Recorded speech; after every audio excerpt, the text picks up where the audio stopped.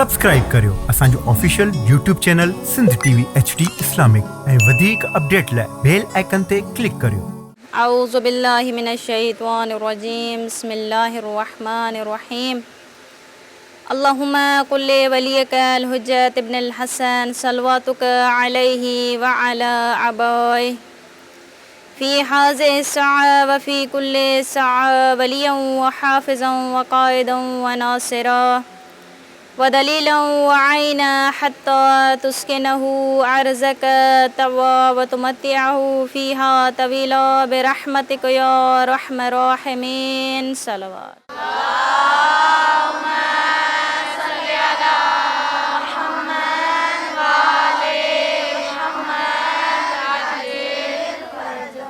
औज़ु बिल्लाहि मिनश शैतानिर रजीम बिस्मिल्लाहिर रहमानिर रहीम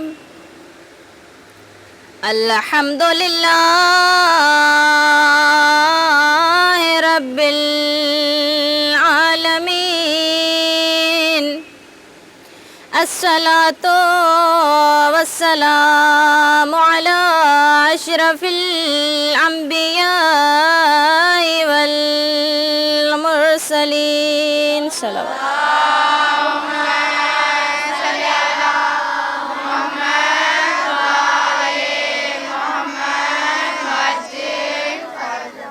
वस्सलातु वस्सलामु अला हुसैनिल गरीबिल मज़लूम अल्लज़ी क़ाल इंद वक़्त विदाई मिनल ख़य्याम या ज़ैनबो वया रुक़य्यतो वया सकीना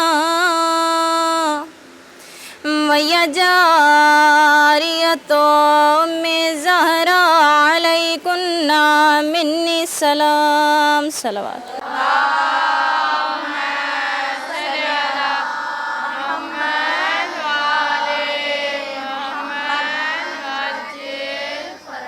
अऊज़ु बिल्लाहि मिनश शैतानिर रजीम बिस्मिल्लाहिर रहमानिर रहीम कुल अल्लाहुम्मा मालिकुल मुल्क तुअतिल मुल्क मन तशा व तंज़िउल मुल्क मिम्मन तशा व तुइज़्ज़ु मन तशा व तुज़िल्लु मन तशा बियदिकिल खैर इन्नका लअला कुल्लि शैइन क़दीर। सलवात।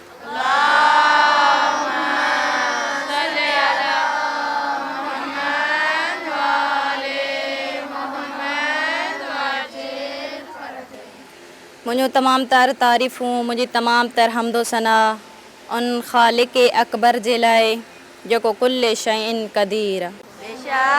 मुझी तमाम तर हमदो सना उन अल्लाह रब्बुल इज़्ज़त जे लाए जेको सरी और रज़ा है पंहिंजे बंदे सां जल्द राज़ी थियण वारो आहे। मुझी तमाम तर हमदो सना उन अल्लाह हक़ीक़ी जे लाए जंहिं असां इंसान के अशरफुल मखलूक़ात जो लक़ब अता कयो आहे। उहे खुदावंदे आलम पंहिंजी पाक किताब क़ुरान मजीद में इरशाद थो फरमाए सूरे आले इमरान जी आयत नंबर 26 में छा इरशाद फरमायो आहे रब्बुल इज़्ज़त कुल अल्लाहुम्मा मुखातिब आहे हज़रत हबीब मोहम्मद मुस्तफ़ा सां त चई छॾ अल्लाहुम्मा बारिला मालिकल मुल्क तमाम हुकूमतूं तुंहिंजे लाइ आहिनि। खुदावंदे आलम फरमायो त तमाम हुकूमतूं अल्लाह जे लाइ आहिनि। हुकूमतनि जो मालिक केरु आहे? अल्लाह आहे। तोतियल मुल्क मन तशा जंहिंखे तूं चाहीं उन खे हुकूमत अता करी व तंज़िउल मुल्क मिम्मन तशा, जंहिंखां चाहीं हुकूमत वापसि वठी। व तो इज़्ज़ो मन तशा व तो ज़िल्लो मन तशा, जंहिंखे चाहीं इज़्ज़त ॾी, जंहिंखे चाहीं ज़िल्लत ॾी। बेयदकिल ख़ैर, तमाम तर ख़ूबियूं तुंहिंजे हथ में आहिनि। इन्नका लअला कुल्लि शैइन क़दीर, बेशक तू हर शइ ते कुदरत रखण वारो। खुदावंद आलम वाज़े हिन आयत में बयान करे छॾियो त खिलाफ़त उहदाए इलाही आहे। खिलाफ़त छा आहे? उहदोए इलाही आहे। त इन में मौलाना सफदर हुसैन नजफ़ी जंहिं तफ़सीर कई आहे इन जी, उहो बयानु कंदो आहे त कुझु माण्हुनि हिन आयत मां उहो नतीजो अख़ज़ कयो आहे त हिन आयत मां मुराद ईअं आहे त जंहिंखे बि अल्लाह हुकूमत ॾिए या जंहिंखां बि वापसि वठे उहो इरादा अल्लाह जे तहत हूंदो आहे। अगरि इहा ॻाल्हि असां अॻिते हलाए ॾिसूं त अगरि अल्लाह जंहिंखां चाहे पंहिंजो इरादे सां हुकूमत ॾिए थो, वापसि थो वठे, उहो इरादा अल्लाह जे तहत आहे, त गुज़रंदड़ ज़ालिम सितमगर जाबिर हुक्मराननि उन्हनि हुकूमत कई। ही आयत जेका आहे छा उन्हनि जे लाइ बि महर तस्दीक आहे? छा उन्हनि जे लाइ बि इहा आयत आहे त अगरि ज़ालिमनि हुकूमत कई, छा उन्हनि जे लाइ बि आयत आहे त अल्लाह उन्हनि खे हुकूमत ॾिनी? मोमिनात गिरामी, खुदावंद आलम क़ुरान मजीद मां सराहत सां ॿ लफ़्ज़ बयान कया आहिनि। कहिड़ा? लफ़्ज़ खिलाफ़त, लफ़्ज़ इमामत। निज़ाम विलायत, निज़ाम खिलाफ़त के खुदावंद आलम क़ुरान मजीद में वाज़े तौर ते बयान कयो आहे, जेको मां तव्हांजे साम्हूं बयानु कंदमि। सभ खां पहिरियां खुदावंद आलम खिलाफ़त कंहिंखे अता कई आहे? हज़रत आदम अलैहिस्सलाम खे। खुदा फरमायो त मुंहिंजो सभ खां पहिरियों ख़लीफ़ो जनाबे आदम अलैहिस्सलाम आहे। सूरह बकरा जी आयत नंबर 3 में खुदावंद आलम फरमाए थो, व इज़ क़ाल रब्बुका लिल मलाइकति, जॾहिं मां अल्लाह फ़रिश्तनि जे साम्हूं पंहिंजो ख़लीफ़ो बणाए करे ज़मीन ते मोकिलियो। सभ खां पहिरियां ख़लीफ़ो केरु हुयो? हज़रत आदम अलैहिस्सलाम। हिन आयत में लफ़्ज़ जाइलुन आयो आहे। जाइलुन जो मतिलबु आहे बणाइण वारो। खुदावंद आलम फरमायो त ख़लीफ़ो बणाइण मुंहिंजो कमु आहे। इन्नी जाइलुन, इन्नी बेशक मां जाइलुन बणायो आहे। कंहिंखे ख़लीफ़ो बणायो? हज़रत आदम अलैहिस्सलाम खे। त ही आयत वाज़े थी करे त बणाइण कंहिंजो कमु आहे? अल्लाह जो कमु आहे, चाहे खिलाफ़त हुजे या इमामत हुजे। मोमिनात गिरामी, तवज्जो मुंहिंजी तरफ़ रहे। त खुदावंद आलम बयान करे छॾियो, चाहे खिलाफ़त हुजे चाहे इमामत हुजे, बणाइण वारो अल्लाह आहे। हाणे जॾहिं खुदावंद आलम हज़रत आदम अलैहिस्सलाम खे ख़लीफ़ो बणायो, फ़रिश्तनि एतिराज़ कयो। छा एतिराज़ कयो फ़रिश्तनि? त बारिल आहे, तूं उन खे ख़लीफ़ो थो बणाई जेको ज़मीन ते वञी करे फ़साद फैलाईंदो। फ़रिश्तनि जो मक़सदु इहो न हुयो त आदम वञी करे ज़मीन ते फ़साद फैलाईंदो, न, बल्कि औलाद आदम जे लाइ। त खुदावंद आलम उन्हनि जे जवाब में छा फरमायो? इन्नी आलमु मा ला तालमून, जेको मां थो ॼाणियो उहो तव्हां नथा ॼाणियो। जेको मां ॼाणींदो, जेको मुंहिंजो इल्मु आहे, उन खां तव्हां वाक़िफ़ न आहियो। वाज़े कंदी हलां त बेगुनाह फ़रिश्ता आहिनि, मासूम फ़रिश्ता आहिनि। उन्हनि चयो त बारलाह ख़लीफ़ो न बणाए। जॾहिं खुदावंद आलम खे बेगुनाह मासूम फ़रिश्तनि जी कमेटी पसंदि न आहे, इजमा क़बूल न आहे, सकीफ़ा में ख़ुदा खे कीअं क़बूल हूंदो?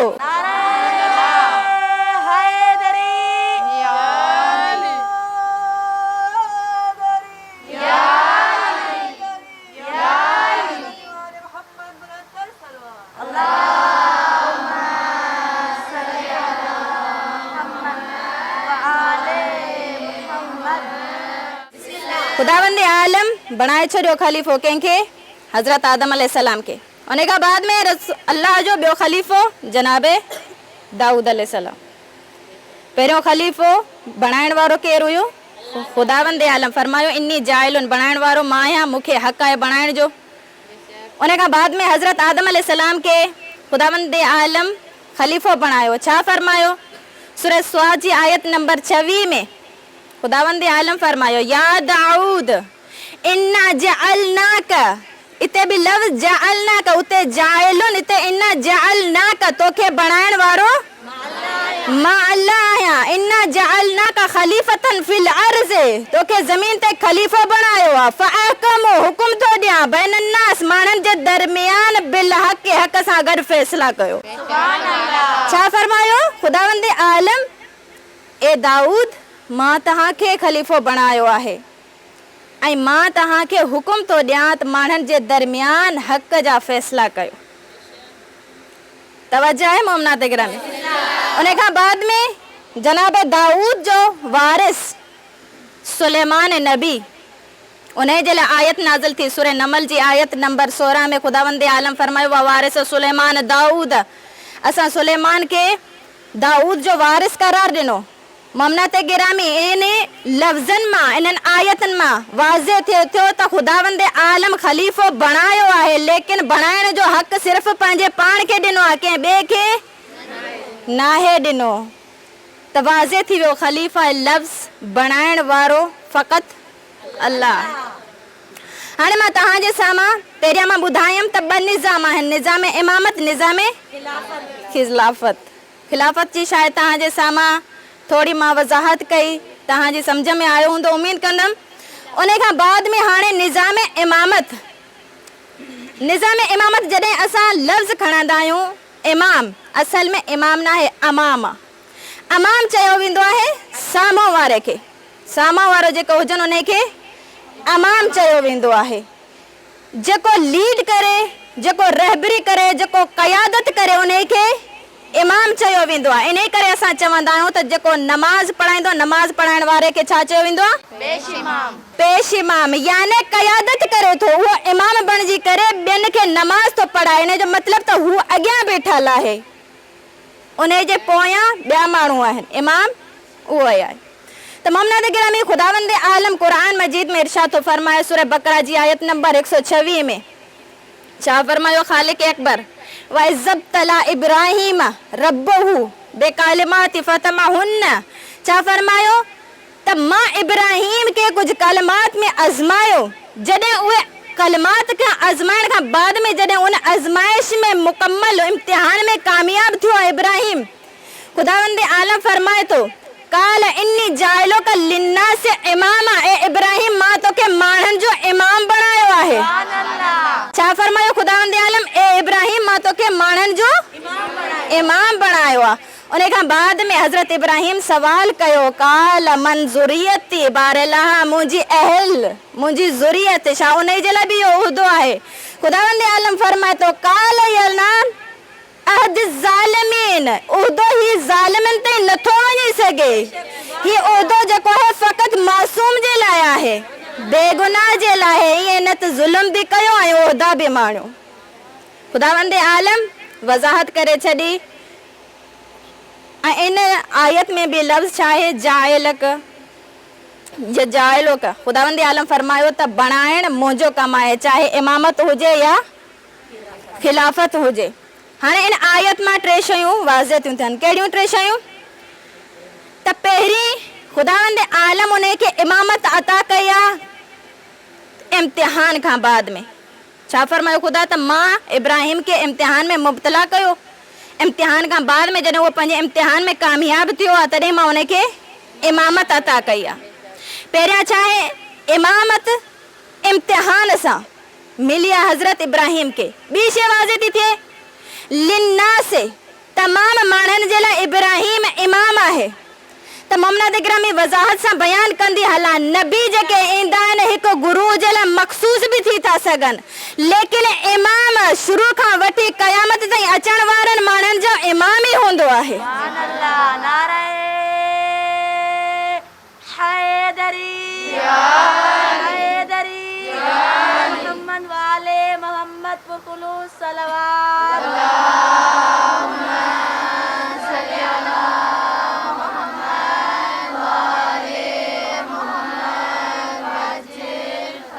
आयत जी वज़ाहत इमामत मिले इम्तिहान खां बाद में उन खां बाद में इमामत पूरे इंसानियत जे लाइ। टी ॻाल्हि ख़ुदावंद आलम इन में बि लफ़्ज़ जेको बयानु कयो जाइलो का बणाइण वारो मां अला आहियां। अचो ॾिसूं त हज़रत इब्राहिम इमाम बणिजी विया, हज़रत आदम अलैहिस्सलाम ख़लीफ़ा बणिजी विया, हज़रत दाऊद अलैहिस्सलाम ख़लीफ़ा बणिजी विया, हज़रत सुलेमान खे खिलाफ़त मिली, आख़िरी असांजो ख़लीफ़ो केरु आहे? बिस्मिल्लाह। अचो मोमनाते गिरामी तवज्जो रहे तव्हांजी। गदीर ख़ुम जे मक़ाम ते इन पाक उहदे खे मासूम जे हवाले कयो वियो आहे। कहिड़े तरीक़े सां? रसूल ख़ुदा जी आख़िरी हज 11 हिजरी, जंहिंमें रसूल ख़ुदा आख़िरी हज बजाए लाए करे ख़ुम जे मैदान में ईंदा आहिनि। ख़ुदावंद आलम जो हुकुम आयो आहे। कहिड़ो हुकुम आयो? या अय्युहर रसूल, ए रसूल बल्लिग, पहुचाए छॾ। सुभान अल्लाह। छा फरमायो ख़ुदावंद आलम? या अय्युहर रसूल बल्लिग, पहुचाए छॾ जेको मुंहिंजी तरफ़ां तव्हां ते नाज़िल थियो आहे। अगर तो न पहुचायो तो गोया तो रिसालत जो कोई कम ही अंजाम न ॾिनो आहे। तवज्जो रहे मोमनाते गिरामी। गदीर ख़ुम जो वो मक़ाम आहे जिते शदीद गर्मी हुई। उन मक़ाम ते अल्लाह तबारक व ताला फरमाए थो त पहुचाए छॾ। हिन वक़्त जेको मुंहिंजो पैगाम नाज़िल थियो आहे त काई अहम शइ हूंदी जंहिंजे लाइ रसूल ख़ुदा खे एतिरी ताक़ीद कई थी वञे, कोई अहम पैगाम हूंदो। रसूल ख़ुदा मजमे ते नज़र दौड़ाई आहे। तारीख़ में बयान आहे, मां पंहिंजा लफ़्ज़ बयान नथी कयां। रसूल ख़ुदा नज़र दौड़ाई आहे कंहिं ते? मजमे ते। ईअं महसूस थिए पियो त रसूल ख़ुदा कंहिंखे ॻोल्हनि पिया। जॾहिं रसूल ख़ुदा जी नज़र मौला कायनात अली इब्न अबी तालिब ते पई आहे, मौला के मिंबर ते घुरायो आहे। मौला जो बाज़ू बुलंद करके छा फरमायो आहे? मौला मन कुंतुम मौला फहाज़ा अलीयुन मौला, जंहिंजो मां मौला आहियां उन जो अली मौला आहे। रसूल ख़ुदा जो इहो हैदरी हैदरी हैदरी मोहम्मद वाले मोहम्मद पर खुलूस सलावत।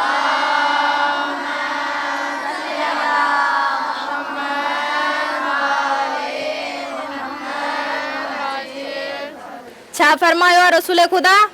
मन कुन तुम मौला फहाज़ा अलीउन मौला, जंहिंजो मां मौला आहियां उन जो अली मौला। इहो विर्द अञा रसूल ख़ुदा जो ख़त्म न थियो। आयत नाज़िल थी सूरह माइदा जी आयत नंबर 3, अल यौम अकमलतु लकुम दीनकुम व अतममतु अलैकुम नेमती रज़ियतु लकुम इस्लाम दीना। छा फरमायो ख़ुदावंद आलम? अॼु जे ॾींहुं दीन मुकमल थियो, नेमतूं तमाम थियूं आहिनि।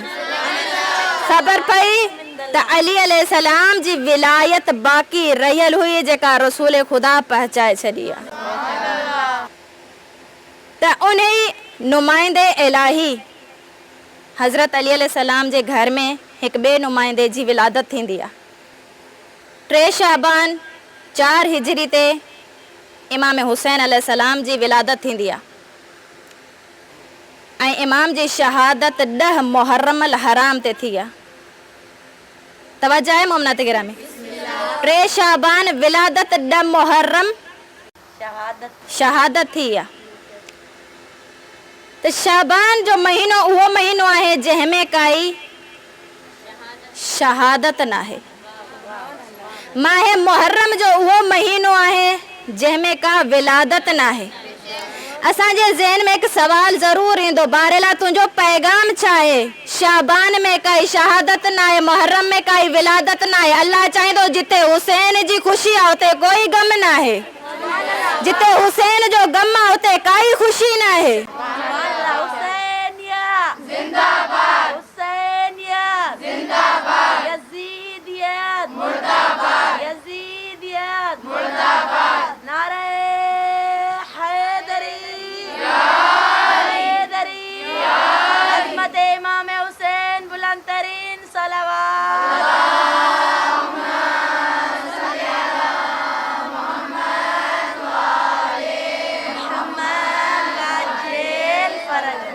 मोमनत गिरामी, असां ज़ियारत आशूरा जॾहिं पढ़ंदा आहियूं न, उन में हिकु ॿ जुमिला आहिनि जेके इमाम हुसैन अलैहिस्सलाम खे मुखातिब करे चयो वेंदो आहे। उहे लफ़्ज़ इमाम जे लाइ छा आहे? वल वित्रल मौतूर, वल वित्रल मौतूर कंहिंखे चयो वेंदो आहे? इमाम हुसैन अलैहिस्सलाम खे वितर चयो वेंदो आहे, हिक खे मौतूर चयो वेंदो आहे, सभिनी खां अलॻि इमाम हुसैन अलैहिस्सलाम खे चयो वेंदो आहे। हाणे मां इन जी थोरी वज़ाहत कंदी हलां त ख़ुदावंद आलम इमाम हुसैन खे बिल्कुलु अलॻि रखियो आहे। अगरि 14 मासूमनि में बि ॾिसंदासीं त उन्हनि में बि हुसैन अलैहिस्सलाम अलॻि आहिनि। कहिड़े तरीक़े सां? उन्हनि जे नालनि में ॾिसूं त 14 मासूमनि में मोहम्मद बि 4 आहिनि, अली बि उन्हनि में 4 आहिनि, हसन बि उन्हनि में 2 आहिनि, लेकिन हुसैन फ़क़ति हिकिड़ो आहे। छो जो ख़ुदावंद आलम उन खे रखियो ई अलॻि आहे। वशफ़ा वल वितर कंहिंमें आहे? सूरे फजर जी आयत। असां सूरे फजर पढ़ंदा आहियूं, वल फजर वअयालिन अश्र वशफ़ा वल वितर। छा फरमायो आहे ख़ुदावंद आलम? फजर जी कसम, 10 रातियुनि जी कसम, 2 जी कसम ऐं 1 जी कसम। वज़ाहत कंदी हलां, इमाम जाफ़र सादिक अलैहिस्सलाम इन जी वज़ाहत फरमाई आहे। छा मौला वज़ाहत फरमाई आहे? त फजर मां मुराद असांजो पुटु मेहदी अलैहिस्सलाम आहे। सुभान अल्लाह। फजर मां मुराद असांजो पुटु मेहदी अलैहिस्सलाम आहे। अशर मां मुराद इमाम हसन मुज्तबा खां वठी करे इमाम हसन अस्करी अलैहिस्सलाम ताईं, हसन खां वठी हसन ताईं 10 इमाम ऐं 2 जेके आहिनि शफ़ा वल वितर 2 ऐं 1 मां मुराद 2 मौला कायनात ऐं फातिमा ऐं 1 मोहम्मद आहे। सुभान अल्लाह। ख़ुदावंद आलम सूरे फजर में 14 जो पैगाम ॾिनो आहे। बस मोमनत गिरामी, हिन हुसैन जी जेतिरी ख़ुदावंद आलम अज़मत बुलंद कई आहे, ओतिरा उन जा मसाइब बि बुलंद आहे। अॼु पुरसो ॾियो जनाब सैयदा ज़हरा खे ऐं रोई करे फरमायो, सैयदा तुंहिंजे हुसैन जो वॾो अरमान आहे। अज़ीज़ान गिरामी, इमाम हुसैन अलैहिस्सलाम असरे आशूर जॾहिं सभु सहाबनि जा जनाज़ा खणी करे वापसि ईंदा आहिनि, पंहिंजी औलाद जा जनाज़ा खणी वापसि ईंदा आहिनि, त इमाम हुसैन अलैहिस्सलाम रवायतनि में बयानु थींदो आहे त मौला जूं 3 रुख़सतियूं आहिनि। पहिरीं रुख़सती मौला पंहिंजे पुटु जनाब इमाम सज्जाद अलैहिस्सलाम खां कई आहे। कहिड़े तरीक़े सां कई आहे?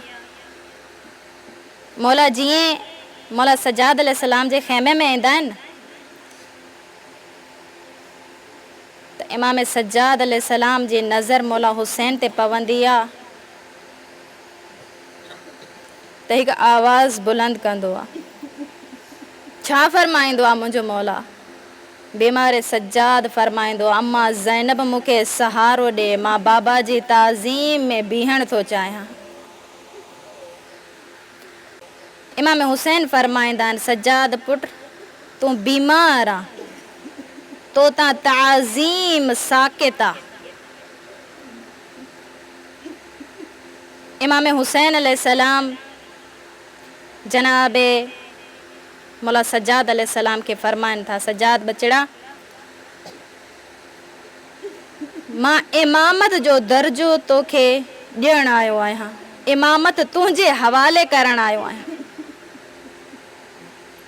ऐं सज्जाद बचड़ा 2 वसियत बि कयो थो वञाए। मौला सज्जाद फरमाईंदा आहिनि, बाबा कहिड़ी वसियत आहे? मौला हुसैन फरमाईंदा आहिनि, सज्जाद बचड़ा जॾहिं वापसि मदीने वञे न त मुंहिंजे शींहनि खे चवजां जॾहिं थधो पाणी पीअनि त मां हुसैन जी प्यास खे ज़रूरु यादि रखनि। सज्जाद बचड़ा ॿी मुंहिंजी वसियत इहा अथई, मुंहिंजे शींहनि खे चवजां काश तहां करबला में हुजो हा, ॾिसो हा मां पंहिंजे बचन जे लाइ कीअं पाणी घुरियो आहे। मोमनात गिरामी मौला सज्जाद खां विदा थी करे मौला जनाब ज़ैनब जे ख़ैमे में ईंदा आहिनि। जनाब ज़ैनब जे ख़ैमे में अची करे जनाब ज़ैनब खे वसियत कई आहे। छा वसियत कई आहे मुंहिंजे मौला? मौला फरमाइनि था, भेण ज़ैनब हे तमाम मस्तूरात इस्मत तुंहिंजे हवाले आहिनि। ज़ैनब सज्जाद तुंहिंजे हवाले आहे, छो जो तूं मुहाफ़िज़ इमाम आहे। ऐं मौला फरमायो आहे, भेण ज़ैनब मूंखे पुराणो लिबास ॾे। जॾहिं मौला हुसैन पुराणो लिबास घुरियो आहे न, जनाब ज़ैनब सम्झी वई आहे त मुंहिंजे भाउ सां मुंहिंजी आख़िरी मुलाक़ात आहे। मौला ख़ैमे जे दरवाज़े ते ईंदा आहिनि। जॾहिं दरवाज़े ते ईंदा आहिनि जनाब ज़ैनब चवंदी आहे, भाउ हुसैन थोरो बीहे हा। मौला फरमाईंदा आहिनि, भेण ज़ैनब छा ॻाल्हि आहे? जनाब ज़ैनब फरमाईंदी आहे, भाउ हुसैन अम्मा ज़हरा वसियत कई हुई,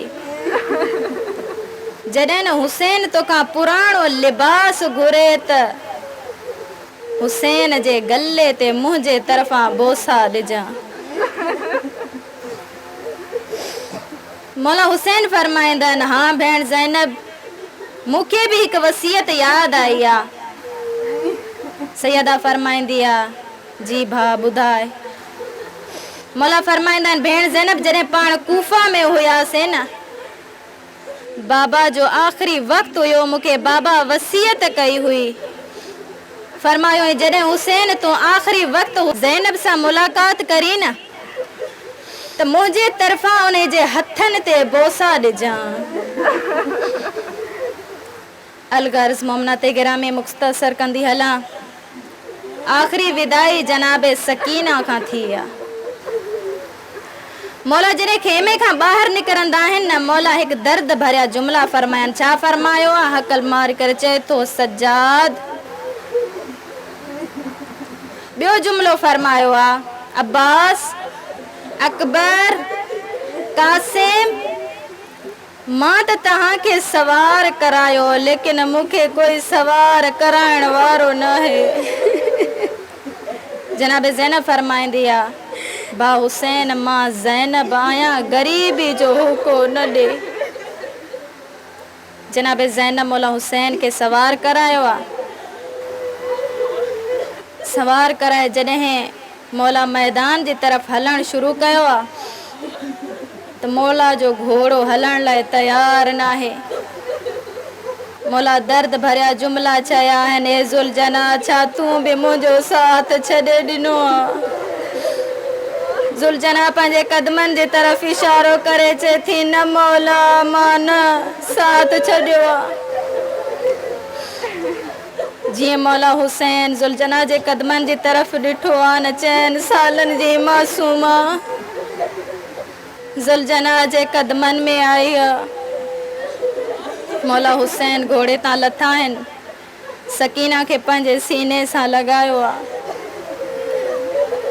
बसि मोमनात गिरामी मौला हुसैन पंहिंजी मासूम धीउ खे खयो आहे। रोई करे फरमाए तो सकीना, बाबा जो आख़िरी सलाम। बस मोमनात गिरामी मौला हुसैन खां जनाब सकीना हिकु सवाल कयो आहे, बाबा ॿुधा मुंहिंजे विरसे में छा आयो आहे?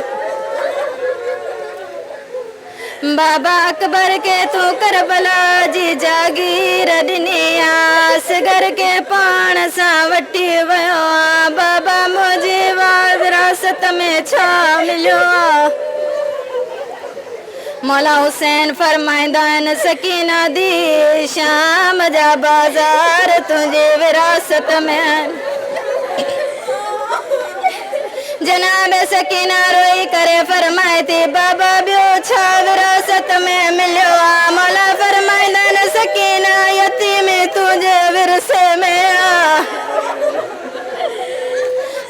बस ममना तेरा में मुख्तसर कंदे हला मुझो हुसैन अची वियो आहे मैदान करबला में रवायतन में मिलंदो हर अंबिया करबला में मौजूद आदम खां वठी ख़ातम ताईं सब नबी मौजूद आहिनि बस ममना ते गिरामी मौला हुसैन जी शहादत जो वक्त आयो आहे मौला ते पहिरीं ज़रब हलिया आदम करबला छॾिया ममना ते गिरामी बि ज़रब हलिया नूह जंद करबला छॾिया जॾहिं टे ज़रब हलिया इब्राहिम करबला छॾिया रोई करे फरमातो नबियन जा सरदार नबी तू ॼाण तुंहिंजी करबला ॼाणे ओ जॾहिं मां इस्माइल कुर्बान कयो पंहिंजे अखियुनि ते पटी ॿधी ममना ते गिरामी जॾहिं चौथी ज़रब हलिया रसूल करबला छॾिया फरमातो या अली तू ॼाण करबला ॼाणे जॾहिं पंजे ज़रब हलिया मौला कनात करबला छॾिया रोई फरमातो ज़हरा तू ॼाण तुंहिंजो हुसैन ॼाणे जनाब ज़हरा झोली वधाए करे आसमान जी तरफ़ मुंहुं करे फरमायो मुंहिंजो अल्लाह गवाह रहिजा ओहे मुंहिंजो हुसैन जेके मां चकियो पीए पालियो मुंहिंजो अल्लाह तो गवाह रहिजा मुंहिंजो हुसैन हलगर्ज़ ममना ते गिरामी मौला जी शहादत थी आ जनाब ज़हरा बकिया छॾे करे करबला में आई आ बस ममना ते गिरामी जनाब ज़हरा सब अंबिया सां मुखातिब करे हिकिड़ो जुमिलो चयो आ रोई करे फरमाई तो हली अचो ॾिसो अॼु मां हुसैन जी कीअं क़ुर्बानी ॾिनी आ अल्लाह लानत अला कौम